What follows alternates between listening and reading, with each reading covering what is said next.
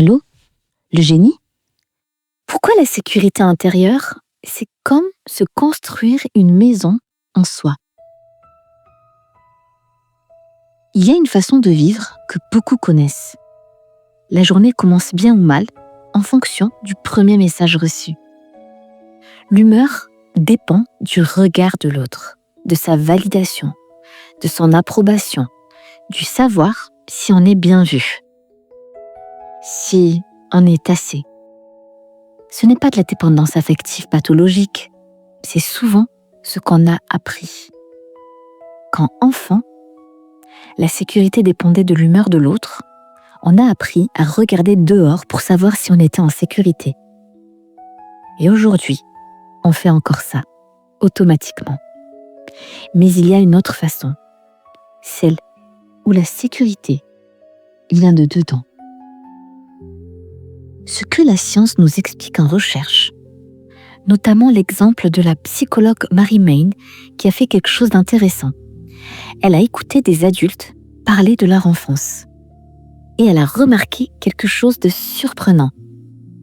Ce n'était pas le contenu qui importait le plus, pas si l'enfance avait été heureuse ou difficile.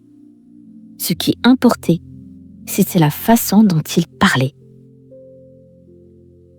Ceux qui avaient traversé des choses dures, mais qui en parlaient avec cohérence, avec compréhension, avaient développé une sécurité intérieure solide, même sans avoir eu une belle enfance. Elle a appelé ça l'attachement sécure acquis. Ce que cela signifie, c'est que la sécurité intérieure n'est pas réservée à ceux qui ont eu une enfance idéale. Elle se construit par la compréhension de son histoire, par les relations qui réparent, par le travail qu'on fait, exactement comme dans ces épisodes. Et neurobiologiquement, cette sécurité est mesurable. Le cerveau des personnes sécures réagit moins fort aux menaces sociales. Il revient plus vite à l'équilibre. Il a une maison intérieure où revenir. Et cette maison intérieure, vous savez c'est quoi la vraie clé? La vraie, c'est l'amour de soi. C'est l'amour de soi qui va vraiment la faire grandir. Alors moi, je vais partager 3 clés avec vous. Identifier ses ancrages internes. Qu'est-ce qui te stabilise, indépendamment des autres? Un souvenir de force, une valeur profonde, un lieu mental, une sensation physique de calme.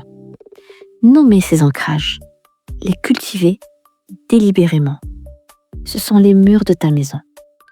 Seconde clé, pratiquer l'auto-validation avant de chercher le regard de l'autre. Se demander, qu'est-ce que je pense moi de ce que j'ai fait? Est-ce que j'ai agi en accord avec ce que je veux être? Si oui, c'est suffisant. L'approbation extérieure est agréable. L'approbation intérieure est nécessaire. Troisième clé, recenser ses preuves de résilience.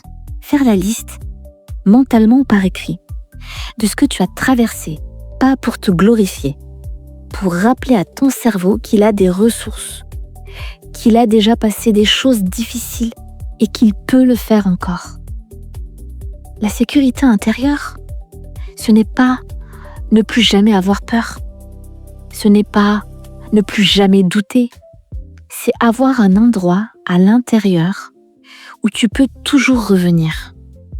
Quand le bruit est fort, quand les émotions débordent, quand le regard des autres vacille.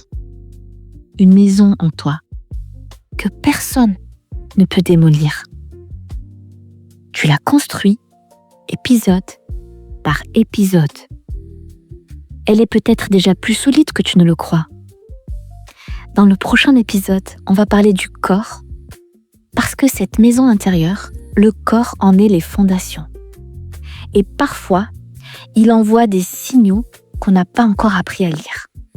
Allez le génie, à la prochaine!